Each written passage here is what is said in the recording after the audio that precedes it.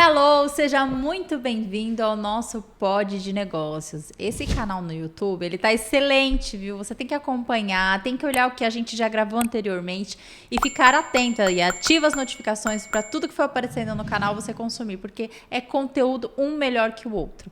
A gente fala sobre vários assuntos, né? Histórias reais para que você se inspire, muito assunto técnico para que você se especialize de forma muito dinâmica, então isso é muito importante. Procura aí nos vídeos o que te interessa, assiste, que eu tenho certeza que você vai gostar.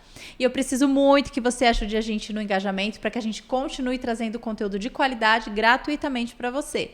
Então se inscreve no nosso canal, curte os nossos vídeos, compartilha com as pessoas que você quer que também tenha esse enriquecimento, né, pessoal, técnico, para que a gente consiga disseminar mais e mais as mensagens que a gente tem trazido aqui. Bom, hoje é um dia bem atípico aqui no nosso podcast, porque a gente fala muito sobre negócios. Eu trouxe muitos contadores aqui, que é o meu ramo, né?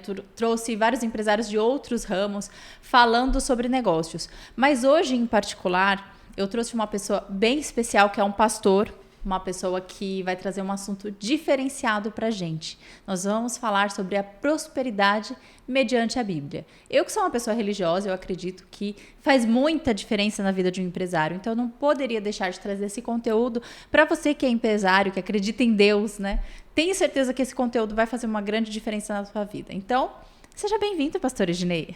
Obrigado, Débora. Uma alegria estar com vocês aqui. Consegui chegar, né? Foi difícil. Né? Aqui tem um trânsito, né, pastor? Exatamente. Eu peguei um trânsitozinho na entrada da cidade, na Marginal, para variar, mas graças a Deus chegamos. Você está morando aonde agora, pastor? Eu moro em Hortolândia. Longe, né? Dá o quê? Umas 3 horas daqui? Dá um pouco menos. É claro que com o trânsito isso agravou, né? Mas deu um pouco mais de 2 horas de viagem. Tá. Então foi tranquilo. Foi tranquilo. Nada que a gente não esteja habituado. É um prazer estar com você aqui, viu, pastor? A gente estava comentando aqui que eu te conheci, você era capelão no Colégio Adventista onde meu filho estudou, né? Exato. Hoje você já é pastor em um distrito, né? Lá exato. Na sua região.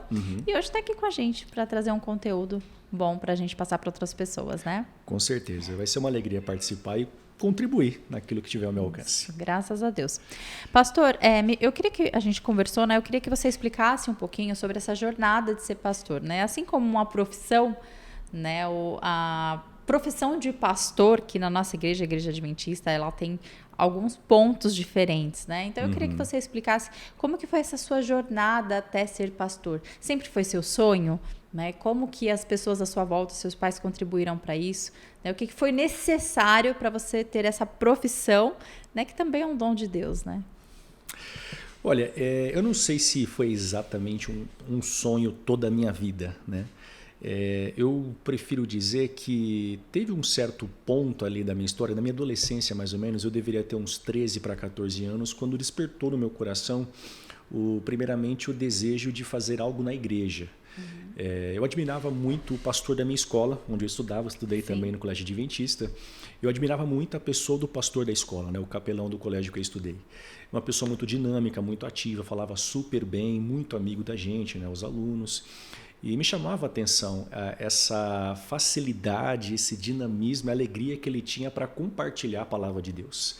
E eu também, de berço, sou da Igreja Adventista, sou cristão, né? Minha criação sempre foi dentro da igreja. E então eu já estava habituado, né, com toda essa rotina que envolve igreja. A minha mãe e meus pais, eles sempre tiveram funções dentro da igreja também. Minha mãe, inclusive, ela foi diretora de um grupinho lá que nós frequentávamos na cidade onde eu nasci. E então eu já tinha essa vivência com a igreja, gostava também de ajudar naquilo que estava no meu alcance, e foi então que eu comecei a sentir no coração o desejo de pregar. Então, a princípio, o meu maior interesse era ser um pregador um dia, né? Em pregar lá na igreja, nos cultos e tudo mais. Só que, como eu falei, esse contato com o pastor da escola foi despertando em mim algo além, né? E aí tinha o pastor da escola, o pastor da igreja também é uma pessoa muito próxima da minha família. E nesse contato com pastores e nessa vivência do universo que é a Igreja Adventista, né, que a gente está sempre em programações, eventos, pastores de fora e grupos, enfim. E aí, um dia, bateu no meu coração essa coisa do tipo, poxa, né, seria legal se eu fosse pastor, eu acho. Começa assim, né? E só que, para mim, para a realidade onde eu vivia, né, nas circunstâncias que eu estava naquele momento, parecia algo muito distante. Então, profissionalmente falando, a minha ideia, na verdade, era seguir uma outra carreira. Eu sempre gostei muito da área de humanas, tanto que teologia é humanas puramente, né? Eu sempre gostei muito da área de humanas e eu gostava muito de história, principalmente, então eu tinha interesse em seguir carreira fazendo história, a faculdade de história, como professor de história, algo nessa natureza. Só que aí quando eu tinha ali os meus 17 anos, aí eu já pregava na igreja, né? Participava de vários cultos, pregando, semanas de oração, já estava bem ativo pregando como eu sempre quis, né? Naquele momento. E aí várias pessoas me diziam, poxa, você deveria investir mesmo em ser pastor, É que você fala bem, né, pastor? Bom. Não, sabe que é uma coisa que é curioso. As pessoas que se envolvem na igreja, né, crescem na igreja, elas já têm uma oratória diferenciada, né? Você percebe isso? É verdade. Eu acho que assim, bom, falando aqui de adventista, a gente tem desde cedo esse incentivo, né? As crianças a passar a carta missionária que a gente fala, isso, né? Que é aquele ir lá na frente falar alguma coisa, ir lá na frente fazer uma apresentação, né? Fazer um jogral, um teatro, tira alguma coisa. Tira um pouco da timidez, né? Exato. Para esse desenvolvimento de oratória nas pessoas. Exatamente. Então você já naturalmente acaba se desenvolvendo mais nesse lado, né? E aí aquela coisa toda, e aí um dia eu lembro que o diretor da escola que eu estudava lá, em Presidente Prudente, ele falou, cara, por que você não vai fazer teologia? E eu falei para ele, professor, eu tenho vontade, eu acho muito bonita a profissão, é um sonho, mas uma série de fatores, né, que talvez dificultariam, então eu acho que nesse momento, primariamente, não seria o ideal, ou não estaria ao meu alcance fazer. E de repente eu saí da sala dele, aí ele me chamou de novo, isso foi assim, durante a aula, ele me chamou para conversar, eu saí, voltei para a aula, quando foi, acho que no intervalo, ele me chamou de novo na sala dele, e quando ele foi lá, ele disse, tá aqui o computador, acabei de fazer a sua inscrição para o vestibular da faculdade. É sério? É sério. Ele te intimou, né? Ele te obrigou.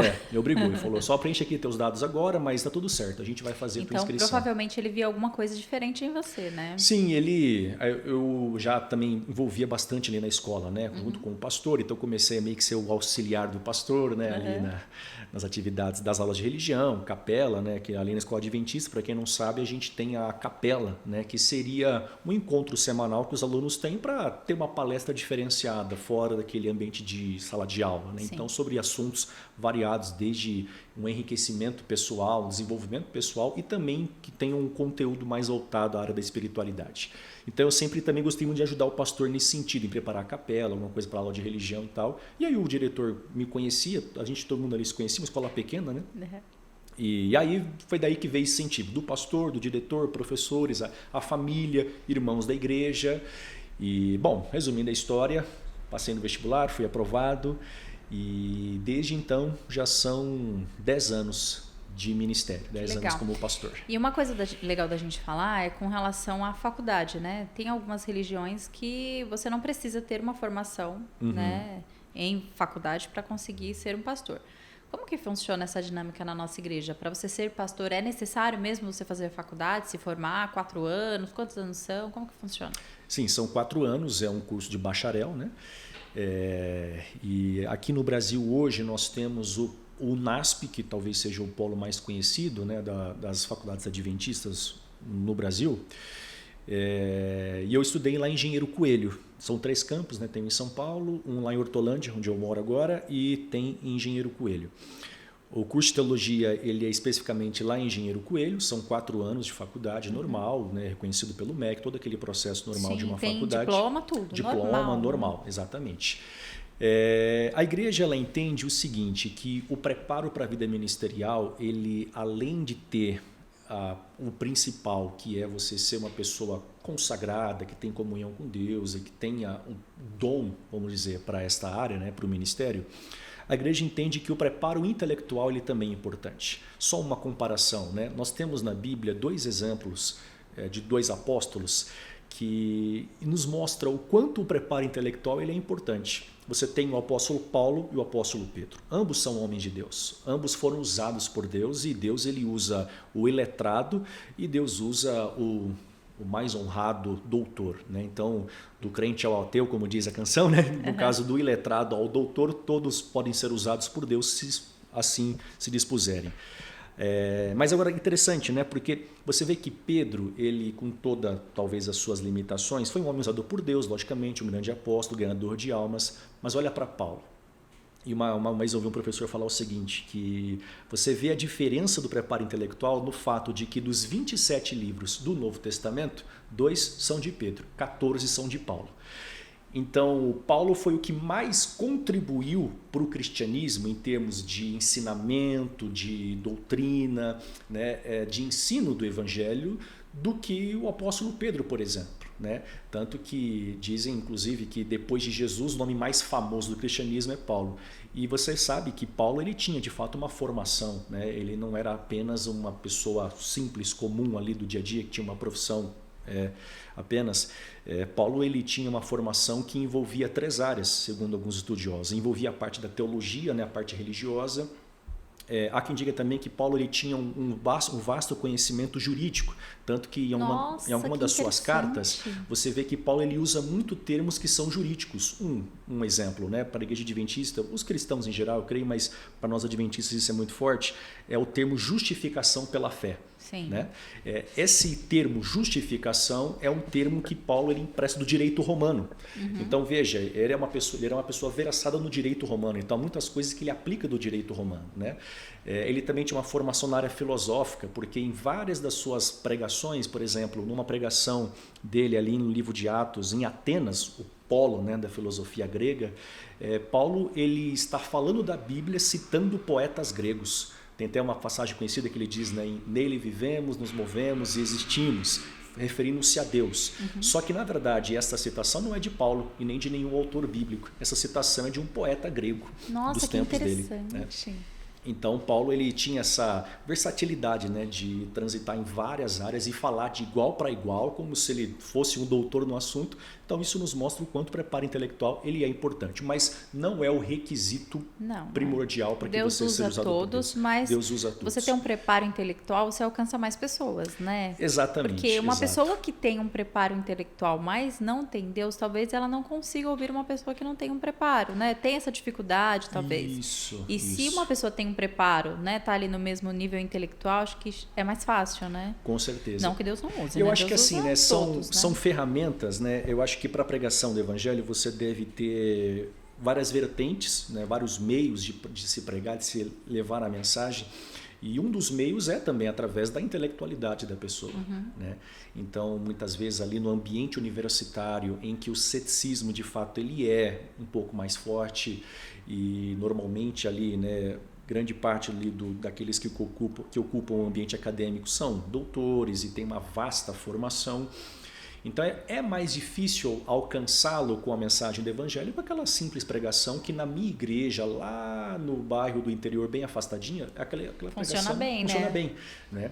Então, para alcançar o coração daquele mais cético que existe no ambiente acadêmico, por exemplo, como fazer? Né? De que maneira eu posso quebrar as barreiras que existem para que ele, ao menos, se interesse em ouvir a mensagem do evangelho? Pelo menos, né? Ouça, dê uma chance.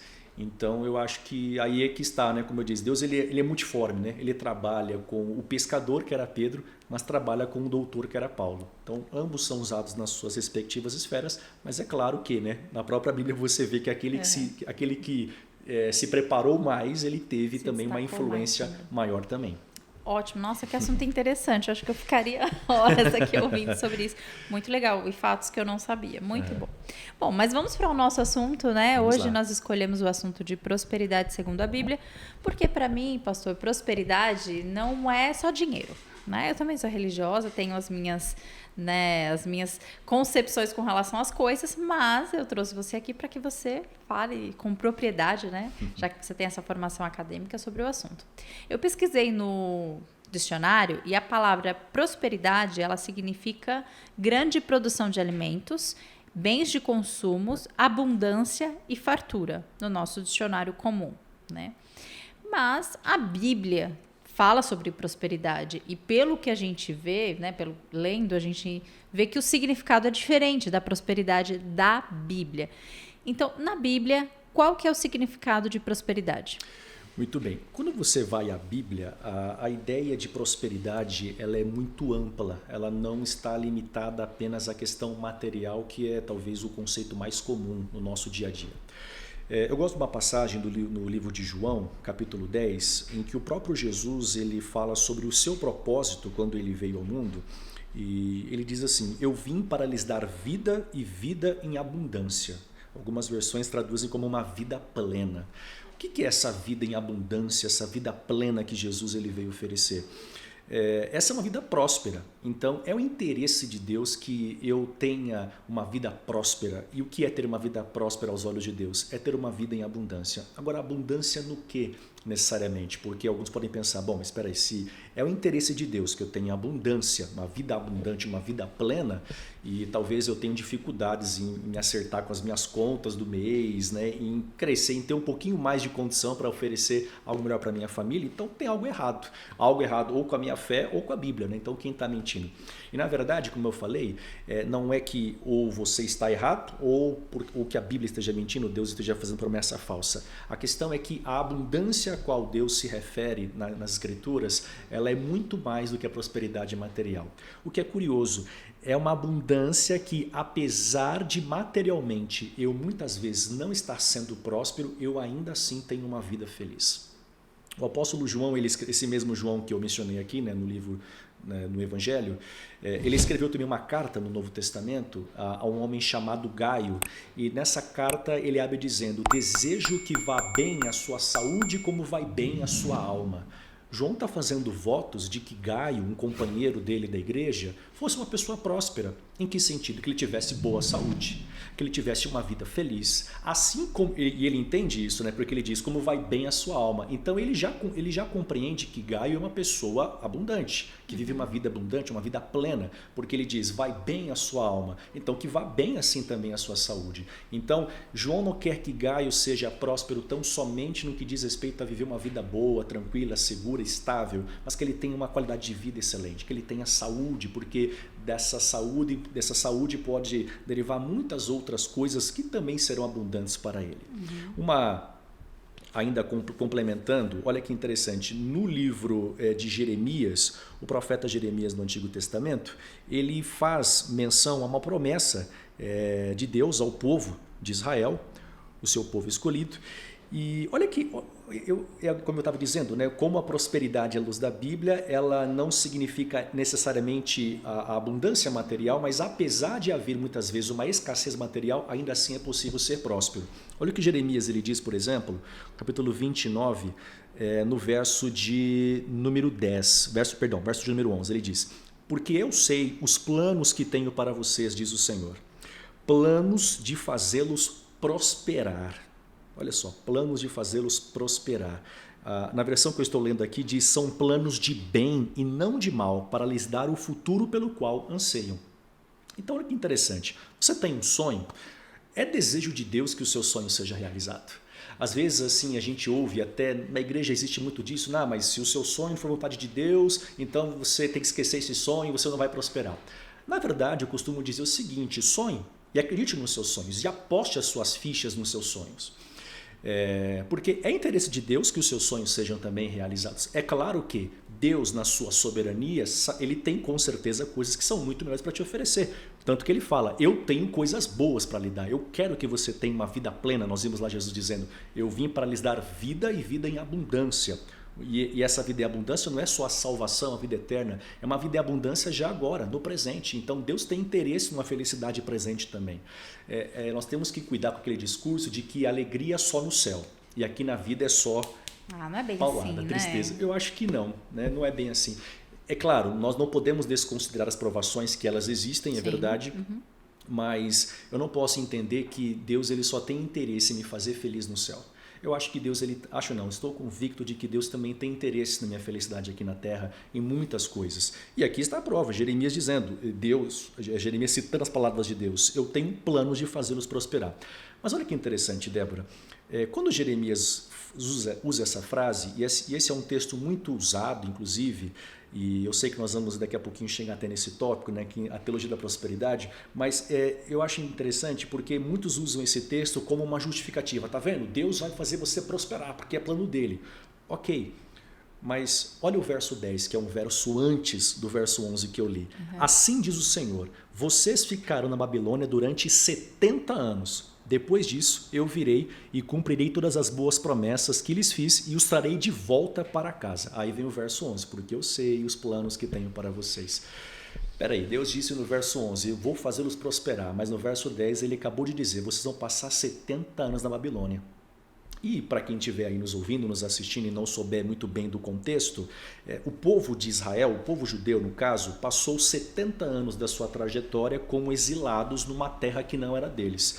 E de acordo com a Bíblia, a razão pela qual isso sucedeu foi devido à sua desobediência, à sua rebelião, e após muitos avisos de Deus, eles infelizmente seguiram um caminho errado, e a consequência desses caminhos foi que eles foram exilados para a Babilônia, uma terra pagã, uma terra completamente aversa à realidade que eles viviam na terra de Judá. E Deus está dizendo, vocês vão passar 70 anos. É como se Deus dissesse, olha, vocês vão amargar 70 anos. Vocês vão comer o pão, que me perdoa a expressão, que o diabo amassou. Né? Só que ele está dizendo que em meio aos 70 anos, eles vão prosperar. E se eu voltar um pouquinho para trás também, no verso de número 8, Deus disse, não se dê, perdão, na verdade é o verso 5, ele diz assim, construam casas, na Babilônia, construam casas, estabeleçam-se nelas, plantem pomares, comam os frutos que eles produzirem, casem-se e tenham filhos, encontrem esposas para seus filhos e maridos para suas filhas, a fim de que vocês tenham muitos netos, multipliquem-se, não diminuam, trabalhem pela paz e pela prosperidade da cidade para a qual os deportei. Orem por ela ao Senhor, pois a prosperidade de vocês depende da prosperidade dela. Olha como a gente está ampliando o conceito de prosperidade. Deus está dizendo, a prosperidade da cidade que vocês vivem, apesar de ser uma cidade ímpia, má, ela garante a prosperidade de vocês. A gente viveu um período meio conturbado recentemente no que diz respeito à política do país, né? E assim, a gente vê aquela polarização que um desejando o fracasso do outro por uma questão apenas assim, não é o clubismo, né? Não é o meu time, então quero que o seu time, quero que o seu time perca, vamos traduzir dessa forma. Mas olha o que Deus está dizendo, orem pela sua cidade. Por quê? Se a sua cidade for próspera, você vai ser próspero. E é interessante porque a cidade a qual ele se refere é Babilônia, a cidade para onde eles foram deportados. Aquele povo que destruiu a cidade deles, de onde eles vieram, Jerusalém. Sim. Mas Deus diz, nessa cidade construam casas, casem-se, arrumem esposas para seus filhos, maridos para suas filhas, plantem seus pomares, comam dos seus frutos. O que Deus está dizendo? Sejam felizes, apesar das circunstâncias em que vocês estão vivendo. Olha que interessante, pastor, isso que você está falando, porque assim, às vezes as pessoas elas confundem a felicidade, a prosperidade com as situações externas. Né? Eu vou ser feliz quando eu me mudar para tal cidade. Eu vou ser feliz quando numa casa eu tiver assim, assim. E não é bem assim, né? A felicidade, a prosperidade depende do que está dentro da gente, né? Dos nossos sonhos, das nossas atitudes. Até com relação ao trabalho também. Eu vou ser feliz se eu tiver tal trabalho. Mas e se você tiver essa motivação de ser feliz e próspero no local onde você está, contaminando as pessoas, contaminando da forma boa, né? Você vai com as pessoas crescendo dentro daquela empresa e aquela talvez vai ser um local bom que você achava que era em outro local. E não, o local que você está pode ser bom. Desde que você tenha as mesmas motivações, os mesmos incentivos, né?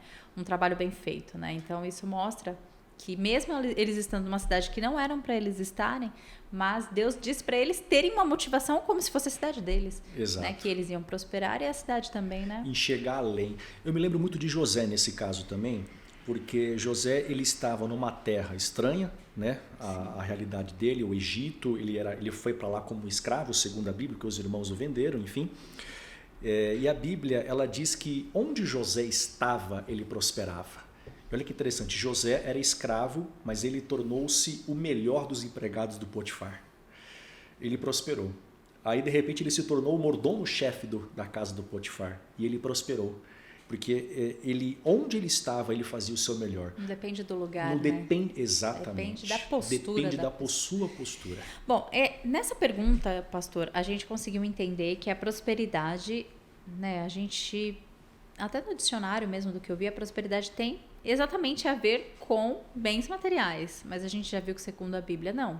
A prosperidade ela é muito além de bens materiais, porque Deus sabe o que vai nos fazer feliz. E Ele sabe que não só são bens materiais, porque a gente vê muita gente muito rica e infeliz, né? Então, por isso que eu quis trazer esse assunto aqui, porque a prosperidade ela tem a ver com a plenitude de vida, né? E isso é importante. Se você tiver dinheiro e não tiver uma plenitude de vida, não adianta muito, né? Então, ser pleno através da prosperidade segundo a Bíblia, acho que é o melhor dos caminhos, né, pastor? Com certeza. Vamos passar para a próxima? Vamos lá. Próxima pergunta, um assunto bem legal também, que é a teologia da prosperidade. Eu não quero atacar nenhuma religião aqui, né? Não é o nosso interesse, mas as pessoas, algumas religiões, né, se utilizam da teologia de prosperidade para poder atrair as pessoas.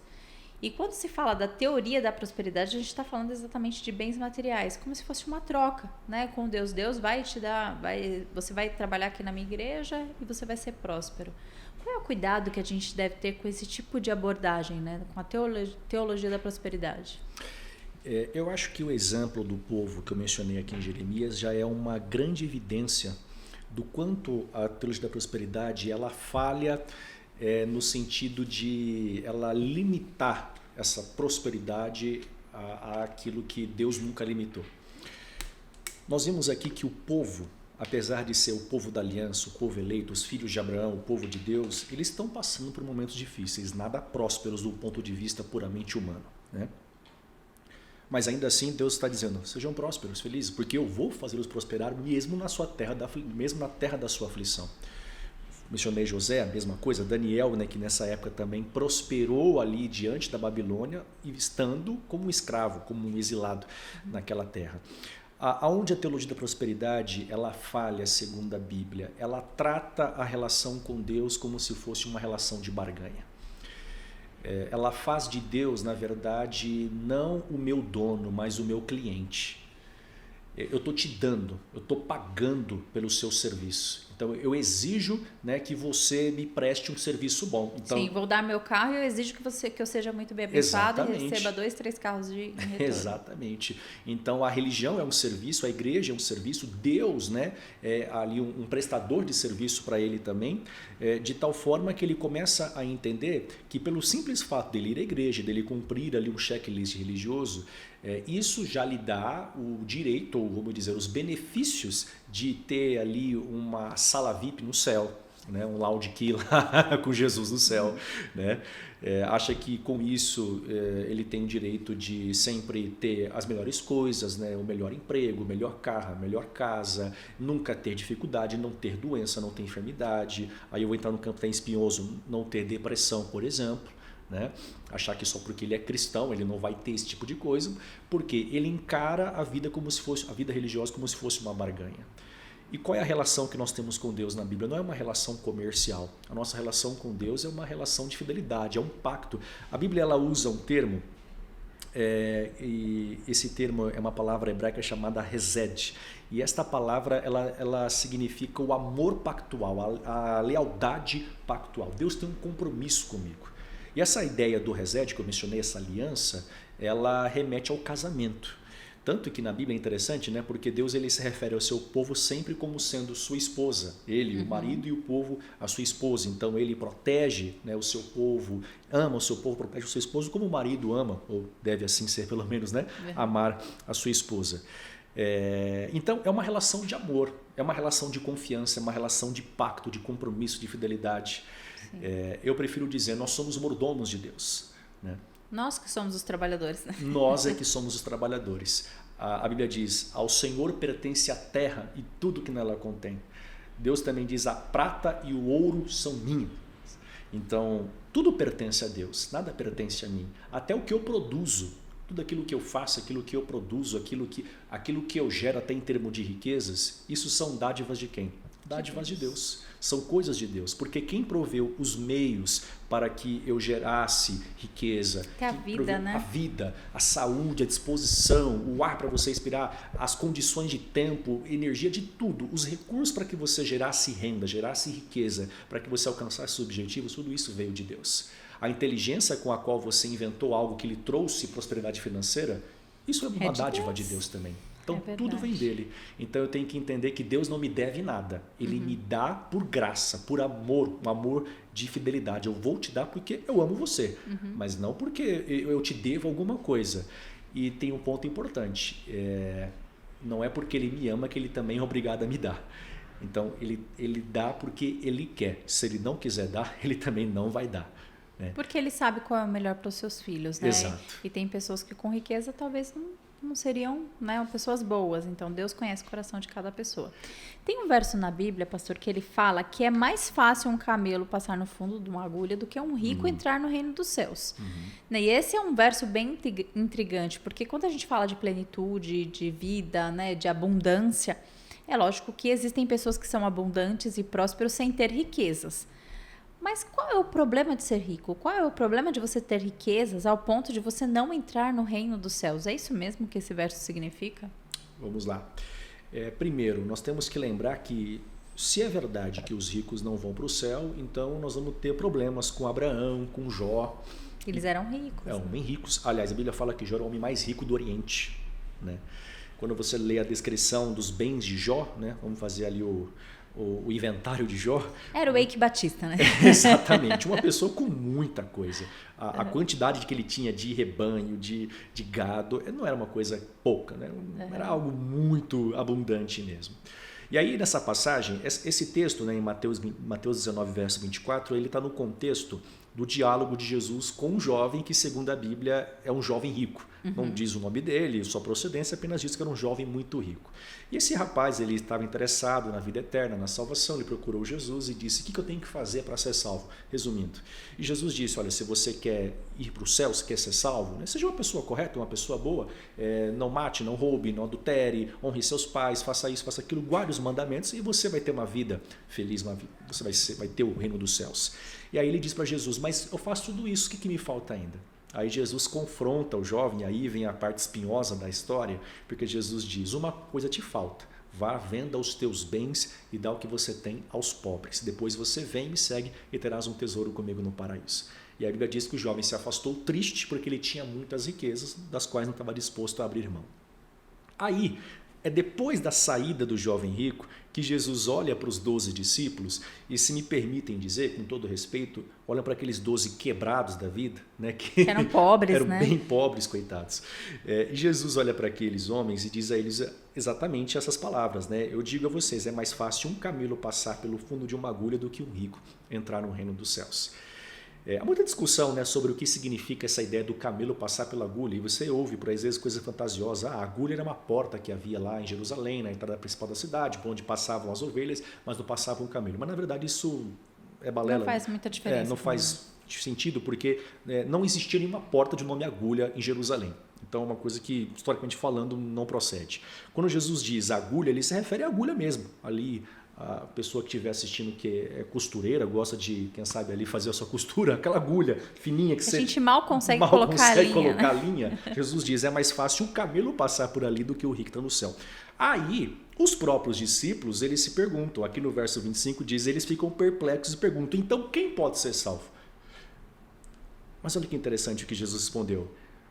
Isso é impossível para os homens, mas tudo é possível para Deus. O que Jesus ele quer dizer com isso? A questão não é que Deus ele não tem disposição para salvar o rico, por exemplo. Deus quer salvar o rico, como ele quer salvar o pobre, como ele quer salvar toda a humanidade.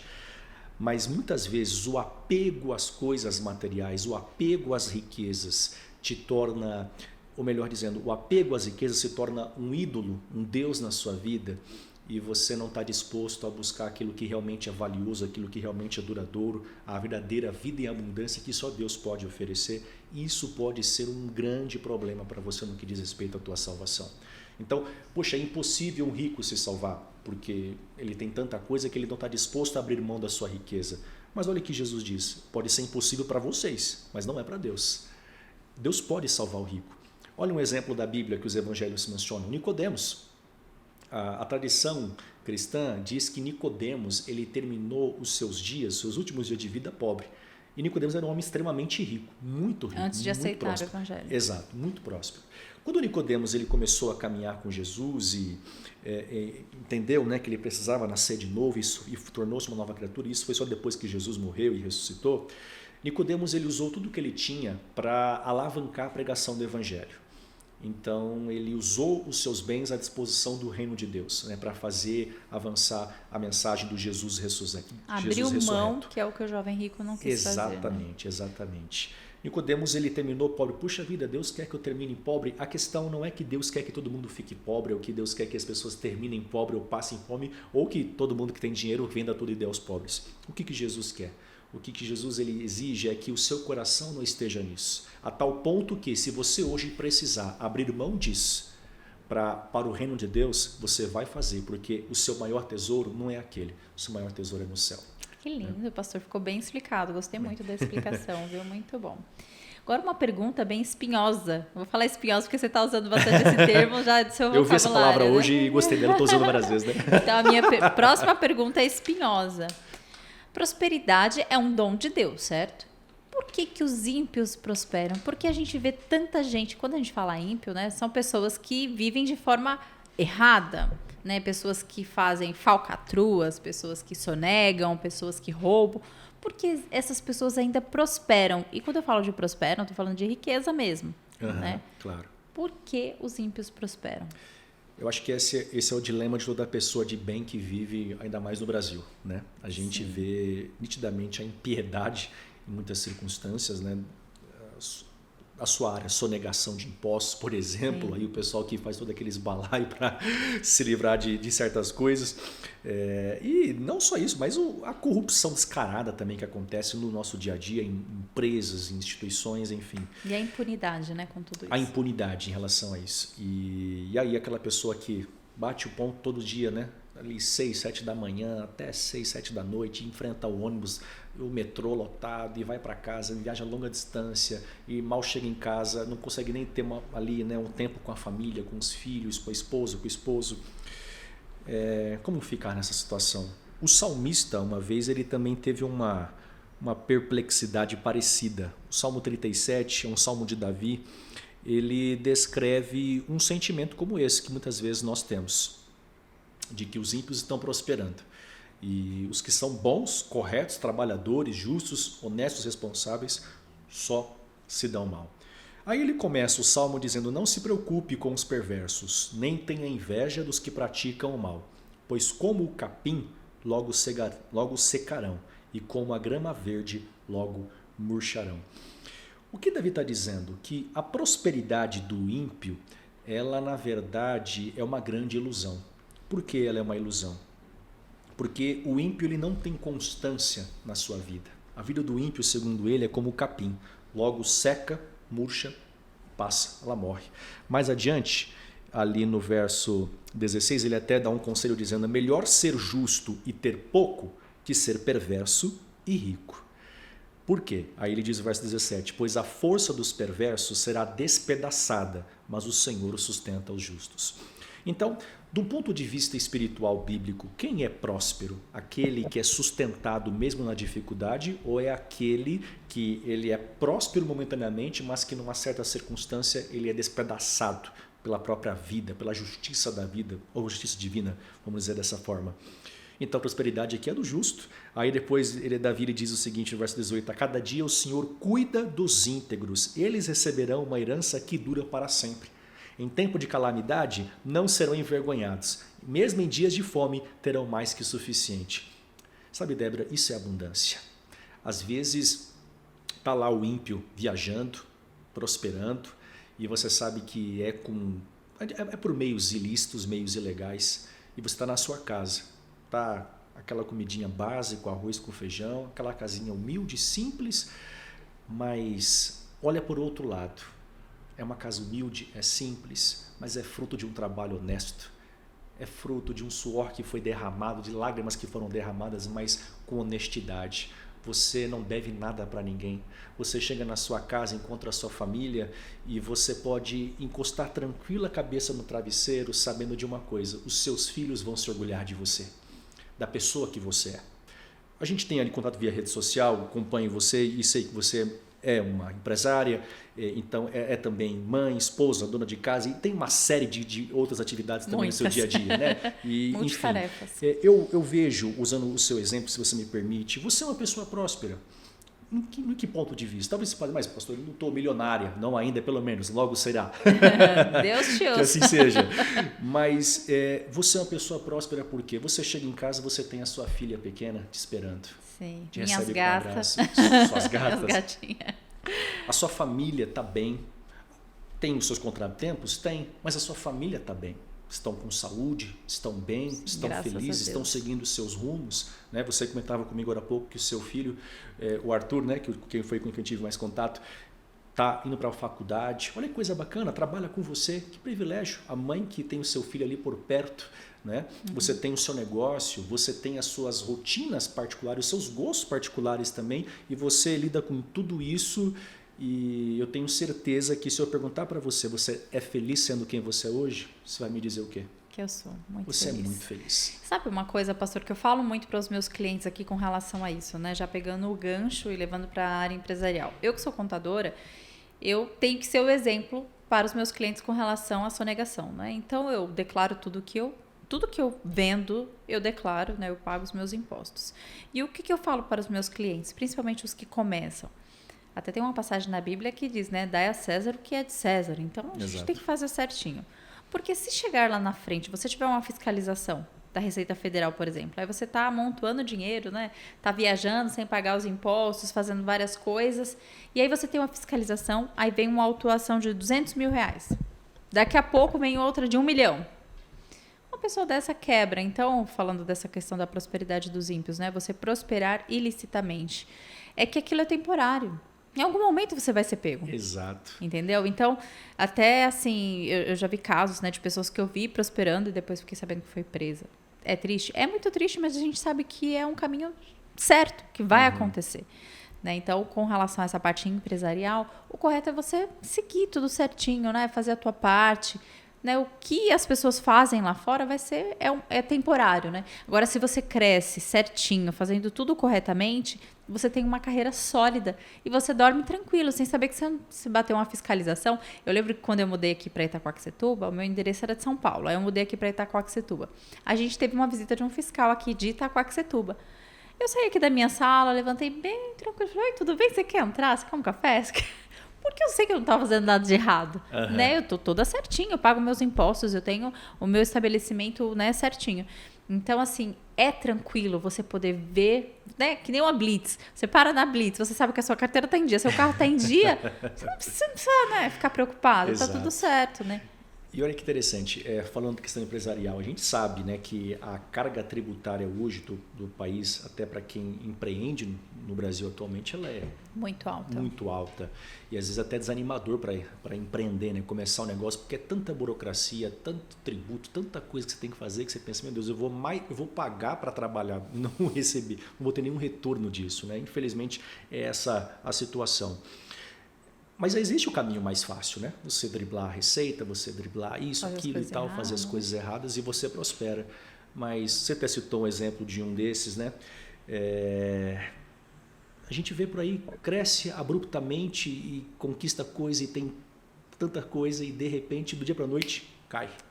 Acabou tudo, está preso. E uma pessoa que cai desse jeito fica até doente, né, pastor? Exato, exatamente. Aí perde dinheiro, perde saúde, perde família, perde tudo. E aí vem a pergunta, a vida foi abundante? Foi vida plena? Não, ela depende daquilo para ser feliz. Né? Sim. Eu gosto da frase do apóstolo Paulo em Filipenses 4, quando ele fala, eu aprendi a viver bem em qualquer situação. Eu sei o que é ter abundância, mas eu também sei o que é passar necessidade. Só que eu não dependo dessas coisas para ser feliz. Aí ele diz, eu tudo posso naquele que me fortalece. Então, eu posso ser próspero, traduzindo aqui para o nosso bate-papo, eu posso ser próspero tendo muito, mas eu também posso ser próspero tendo absolutamente nada. Porque minha prosperidade não está nas coisas que eu adquiro, que eu faço, que eu tenho, que eu gero, que eu produzo. A minha prosperidade está naquele que, mesmo nos dias de maior escassez da minha vida, ele me sustenta.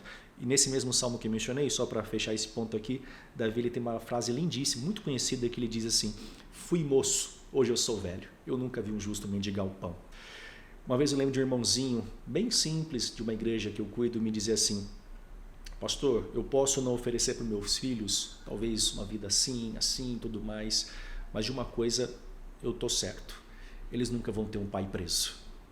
Eles vão olhar para trás e eles vão saber que o pai iletrado, o pai que mal completou o ensino básico, o pai que mal sabe ler e escrever, não sabe escrever nem o nome direito, mas que ralou para dar para eles uma vida um pouquinho melhor do que eu tive, pelo menos, né? Ou então deu condições para que eles buscassem os seus sonhos e crescessem. eles poderão olhar para trás e dizer uma coisa: o meu pai está lá na casinha dele, lá no interiorzinho, numa boa, feliz, vivendo com o que ele tem, mas está vivo, não está preso, não deve nada para ninguém. O duro é os filhos dizerem: mas cadê seu pai? Não, meu pai está preso, meu pai está quebrado, está em cima de uma cama porque quebrou e enfim. Pois é, né? É muito verdade isso, pastor. Bom, deixa eu ver como é que tá meu horário aqui. Nossa, tá bem apertado, então eu vou dar vou dar uma enxugada aqui nas coisas. Tá certo. Tem um assunto que eu gosto bastante, pastor, que é um verso da Bíblia, em Gênesis 39, de 1 a 5, que fala de um assunto que o Senhor abençoou a casa do egípcio, falando de José, né? O Senhor abençoou a casa do egípcio por amor a José. E a bênção do Senhor foi sobre tudo o que tinha na casa e no campo. Isso é uma coisa que me toca, porque eu tenho uma mãe que é uma mãe de oração, assim, uma mulher, um exemplo para mim, né? Como você falou, ela também é bem simples, uma mulher que sempre teve uma vida bem simples, humilde, mas que eu via a prosperidade nela, a felicidade nas coisas, né? E ela é uma mulher de oração. E às vezes eu olho a minha vida, a vida da minha irmã, e eu entendo que muitas das coisas eu não mereço. Eu sei que Deus é um Deus muito maravilhoso, mas eu sinto que tem um pouco a ver com a minha mãe, né? Com as orações dela, com os ensinamentos dela. É possível uma pessoa ser próspera através da atitude de outras pessoas? Você citou o exemplo José, né? Eu disse no começo que José, ele era escravo de Potifar. E aí a Bíblia começa a descrever em Gênesis 39 que o Senhor estava com José, por isso ele era bem sucedido em tudo o que fazia. Então, um dos pontos da prosperidade, qual é? Eu estar com Deus. Deus estava com José, mas é importante mencionar que José também estava com Deus. José não negociou seus princípios. Seria fácil para José no Egito, longe da tutela dos pais, vamos imaginar no contexto mais atual, longe do pastor da igreja dele. É como aquele jovem que vai para uma universidade, numa outra cidade, né, com uma outra visão, os pais não estão mais ali pegando no pé, né, não tem mais aquele compromisso com as coisas de igreja e tudo mais. Agora eu vou aproveitar, né, me soltar um pouquinho e aproveitar a minha vida. José poderia seguir por esse caminho, mas José optou pelo que era mais difícil, mas foi o que fez dele o homem que ele se tornou, como nós vemos na Bíblia. Deus estava com José. E olha que interessante, né? Através de José, Deus está abençoando um homem que sequer era um crente religioso, um fiel. Isso Deus, me admira muito, né? Como que essa bênção transbordou para as pessoas que estavam em volta de José. E isso até, Débora, a gente volta um pouquinho antes ali para o bisavô de José, Abraão, e a promessa que Deus fez a Abraão: em ti serão benditas todas as famílias da terra. Deus prometeu abençoar o mundo através da influência de Abraão. Olha como isso é importante, né? Abraão foi um homem rico, já mencionei aqui, é verdade, mas a prosperidade de Abraão estava além do que ele possuía em termos materiais, estava na influência que ele exercia. O quanto ele impactou gerações, não foi só uma vida, mas gerações que ele impactou, o mundo foi impactado pela influência de Abraão. Até os dias de hoje nós somos impactados de certa forma pela fidelidade de Abraão a Deus e pela sua influência pela inspiração, né, que a gente tem da história dele. Isso, né? Exatamente. E José, ele é um cumprimento da promessa de Deus a Abraão. A família de Abraão está sendo próspera. E interessante, próspera no Egito, na terra da aflição, onde José é um escravo. Deus está prosperando José, apesar das circunstâncias serem contrárias a uma prosperidade de José. E Deus está abençoando Potifar. Mais tarde a gente sabe que José ele é levado à posição de governante do Egito, né, abaixo apenas do faraó, vamos dizer, ele seria o primeiro-ministro do Egito naquela ocasião. E a gente tem a sensação de que José ele é próspero nesse momento. E eu digo não. José não se tornou próspero no dia que ele virou primeiro-ministro do Egito. Até na prisão ele era próspero. Até né? na prisão, porque ali, inclusive a Bíblia fala, né, que na prisão o Senhor estava com José e ele foi próspero até ali. Então José ele se tornou próspero quando ele decidiu que ele ia ser fiel a Deus, não importasse a circunstância. No palácio do rei ou na prisão, no calabouço do faraó, ele ia ser a mesma pessoa, ele ia ter o mesmo caráter, a mesma integridade. E eu gosto quando José ele explica para os irmãos dele a sua história de uma perspectiva diferente. Da perspectiva dos irmãos de José e de qualquer pessoa que lê a Bíblia superficialmente, é a seguinte: José era um irmão odiado pelos seus outros irmãos, e ele foi vendido pelos irmãos por inveja, né? Fizeram maldade com ele e tal, mas Deus honrou José. E sem fazer qualquer referência que vá magoar, mas tem até aquela música, né? Quem te viu passar na prova não te ajudou, vai ver o seu dia na bênção, né? A vitória teve um gosto amargo, mas vai ter sabor de mel um dia. Tem uma música que, inclusive, influenciada pela trilogia da prosperidade que a gente mencionou, né? Mas a música tá legal, eu até gosto dela, mas ela, infelizmente, não é bíblica, eu tenho que dizer. Mas olha como é diferente a posição de José. A gente olha para José, olha, Deus está fazendo José prosperar porque ele sofreu, e a gente até brinca, né? Um dia os humilhados serão exaltados. Mas para que Deus exalta alguém? Deus não te exalta para você fazer com os outros o que um dia fizeram com você, para te humilhar. Alguém pisou em você, e aí Deus ele foi justo e exaltou você, glória a Deus por isso, mas ele não quer que você use da sua posição exaltada para chegar para aquele que te pisou, que te humilhou, e devolver na mesma moeda. Os irmãos de José fizeram mal, e ele diz aos irmãos o seguinte: vocês intentaram o mal contra mim, mas Deus transformou em bem. E na verdade vocês me venderam achando que era por motivos de vocês, particulares de vocês, por me odiarem. Não, Deus guiou todas as coisas. Olha a perspectiva de José. Por que ele é próspero? Olha a perspectiva desse cara, a mentalidade, né? Ou numa linguagem mais empresarial, olha o mindset de José. Vocês me fizeram mal, vocês queriam fazer o mal, mas Deus ele agiu diferente, ele é soberano, ele transformou isso em bem. Deus é que me trouxe para cá, para que hoje eu pudesse salvar vocês da fome. E é de fato isso, né, que acontece, porque José salva a própria família da fome, quando vem aquele tempo de escassez, né, sobre a terra do Antigo Oriente. Então, José ele entende uma coisa, que Deus o honrou, não porque ele era o alecrim dourado. Deus honrou José para abençoar outras pessoas. E aí mais um insight de prosperidade. Né? O que é prosperidade? É você chegar a uma posição em que você é capaz de abençoar outras pessoas. Impactar outras pessoas. Veio um rapaz aqui, um contador, que inclusive ele é religioso, eu achei um negócio bem legal que ele disse, né, o Altair Alves, ele falou assim: você está sendo muito egoísta se você não quiser crescer como empreendedor. Porque quanto mais você cresce como empresário, mais vidas você impacta, mais pessoas você inspira. Então é egoísta da sua parte não querer crescer, você tem que crescer. E é verdade, né? A cada vez que a gente se põe mais no palco, né, a gente cria mais visibilidade, a gente impacta mais vidas. E Deus não vai, a gente fala asa cobra, né? Então Deus vai te abençoar se ele souber que você vai conseguir administrar bem isso, né? Você vai estar lá no palco dando insights para as pessoas, inspirando pessoas positivamente. Se for negativamente... Até me recordei agora de 2 pensamentos de uma autora cristã chamada Ellen White, quando ela fala o seguinte, que Deus dá as oportunidades, o sucesso depende do uso que fazemos delas. Olha que interessante, Deus dá a você oportunidades de crescimento. O que é o sucesso? O que você vai fazer com aquilo que eu te concedi de oportunidades? Ah, Senhor, eu quero crescer, eu quero começar a empreender. Tá bom, legal, mas qual é o seu plano de ação? Né? Por onde você vai começar? O que você pretende fazer? Qual é o seu planejamento e tudo mais? Qual é o seu propósito? O que você pretende com isso? Onde você quer chegar? E a pessoa está perdida. Ah, eu quero empreender, mas eu não sei, eu estou perdido, não tenho ideia, ou estou meio assim, né? Ah, eu só quero ficar rico, por exemplo. Mas aí é que está a questão. A vida foi cruel comigo. Peraí, será que foi a vida mesmo? Deus te deu oportunidade, né? Você teve oportunidade, por exemplo, de começar a vender bombom na rua. Puxa vida, que humilhação. Eu gosto daquele cara, o Rick Chester, sim, o vendedor de água, né? Isso, muito legal.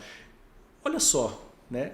Oportunidade. Um dia ele gravou um vídeo bestamente lá no Instagram, sem qualquer engajamento, sem ser um influencer digital. Não tinha nem intenção de propagar essa mensagem. Nem tinha intenção, ele lá bestamente, na simplicidade dele, né, todo o seu contexto, gravou lá um vídeo, deu umas ideias de como vender água e você ganhar um dinheirinho a mais, né?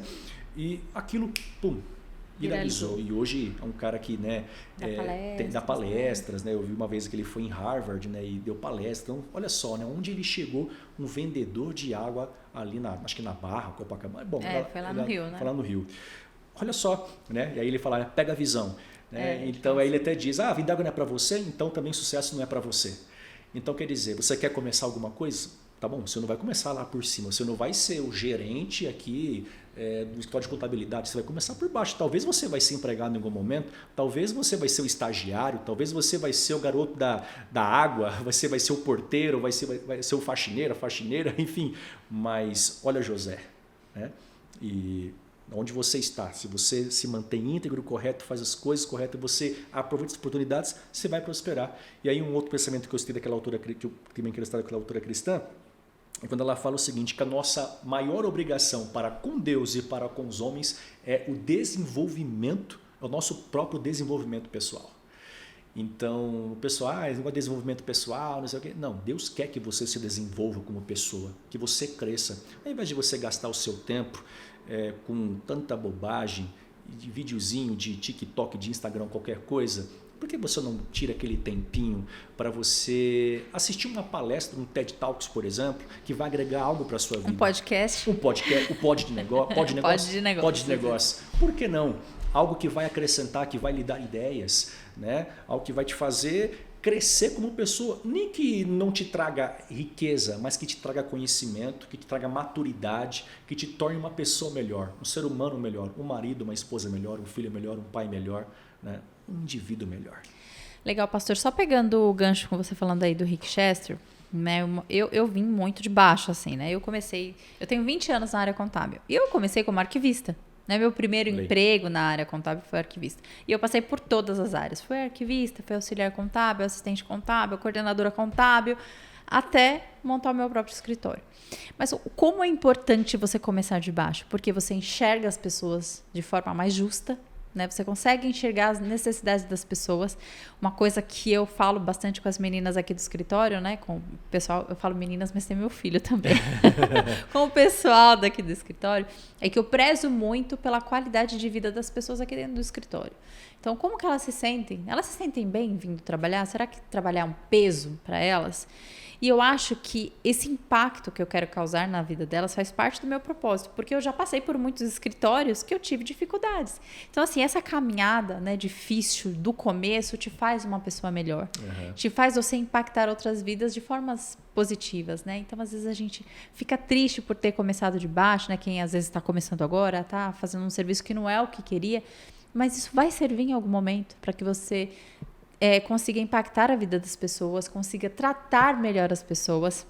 Eu falo uma coisa interessante, a gente teve um convidado aqui que ele foi garçom e hoje ele é empresário de uma das maiores contabilidades, né?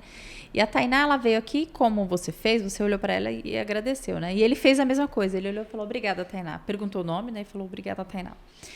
E essa postura é postura de gente que gosta de gente, que entende as pessoas, né? Que tem algumas pessoas que não veem, né? Vê o serviço acontecendo, mas não vê quem está por trás de tudo isso, né? Uhum. Então, esse começar de baixo tem todo esse brilho, né? De você estar lá na frente e impactar positivamente, né? As pessoas. Com certeza. Né, e sabe, Débora, uma coisa importante, né? A gente tem que entender o seguinte, que, em primeiro lugar, a riqueza, ela não é um pecado, como a pobreza também não é uma virtude, né?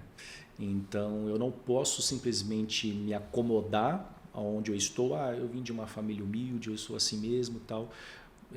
A questão não é você crescer e se tornar um grande milionário. Eu acho que a questão é além. É como eu mencionei, né? Você ser uma pessoa que, onde você chega, você está abençoando aquele lugar. Uma pessoa simples, né? Uma pessoa que, às vezes, com o sorriso dela, a alegria dela, onde ela está, ela contagia o ambiente. Eu estava aqui, você estava organizando as coisas aqui, né? Tainá, você já conhece a Tainá de um outro tempo, né? Já conhecia ela. E uma menina alegre, né? E, às assim, vezes, viu, pastor? Às vezes, tem as exceções. Tô brincando, ela mas é uma menina sim. alegre, brincalhona, né? Tá aqui o esposo dela e tal. Então, você vê uma pessoa que, na forma dela, na simplicidade dela, e está influenciando, né? Está abençoando o ambiente.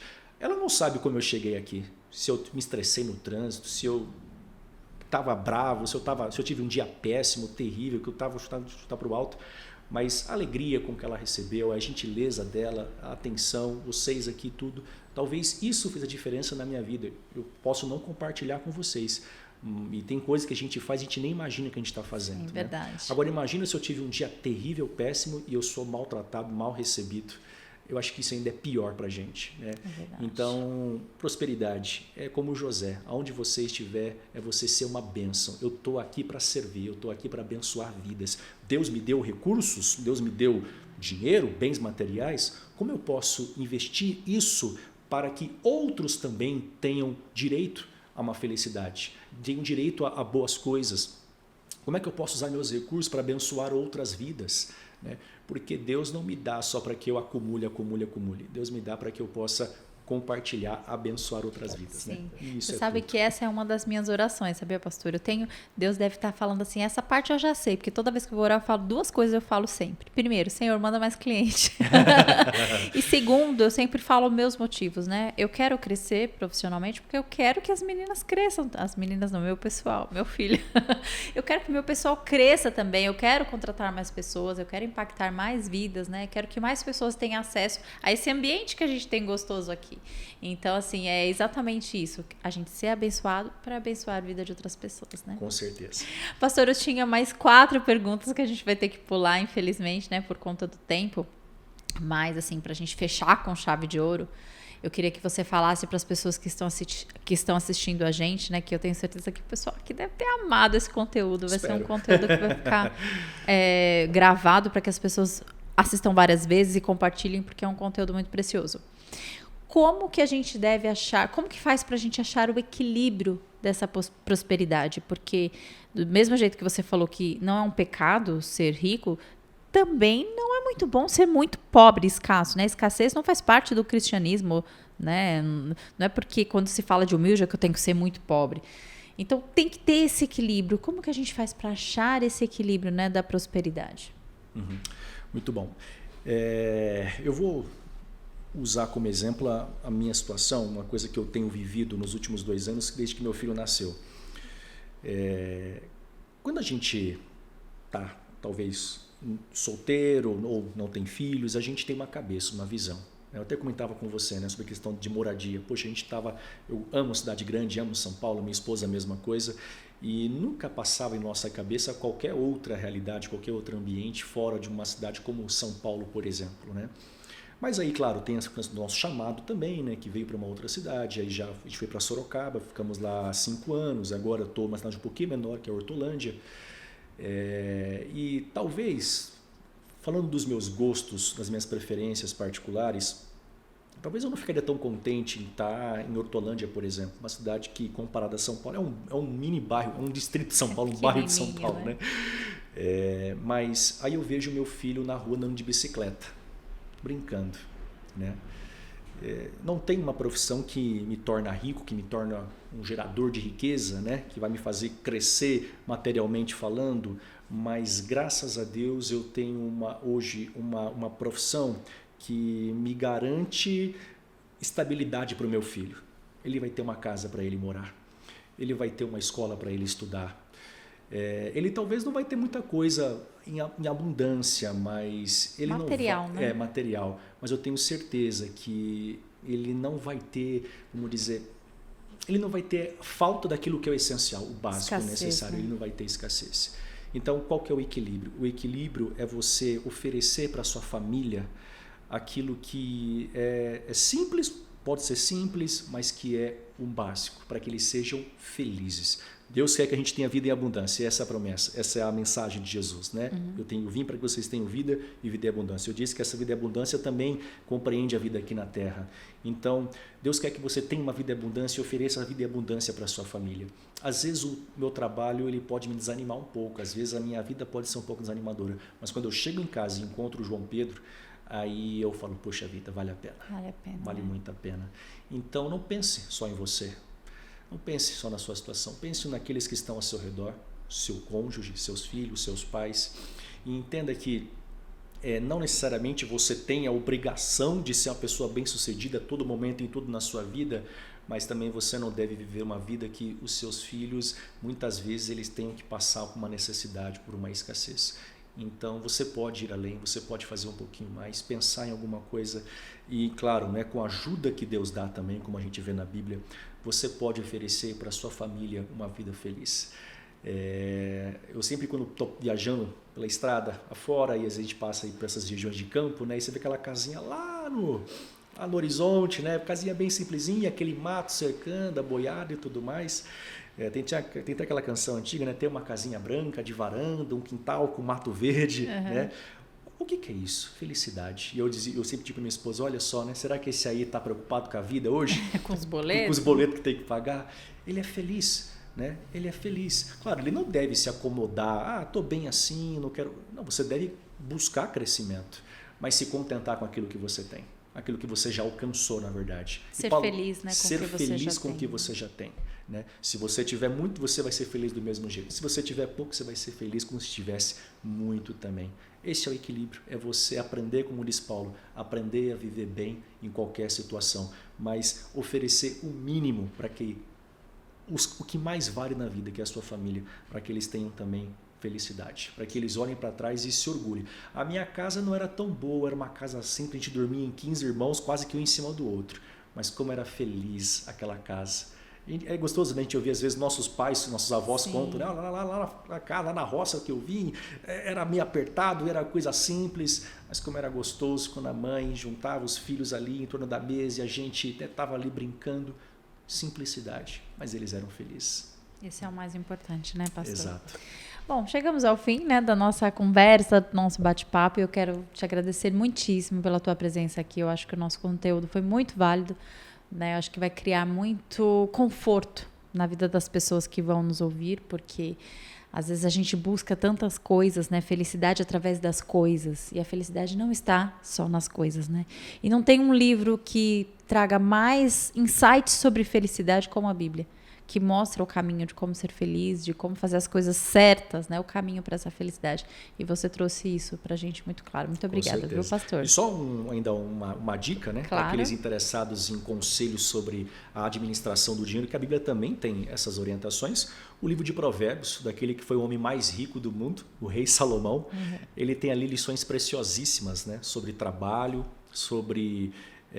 empreendimento, né, no sentido de você começar um negócio, você querer prosperar, né, o crescimento. Ele tem ali lições valiosíssimas que ele próprio aprendeu com a vida e ele passa para que a gente tenha uma vida abundante, né, uma vida feliz. E lembre-se bem daquele verso, tem inclusive muito famoso, né, quando ele diz, vai ter com a formiga preguiçoso.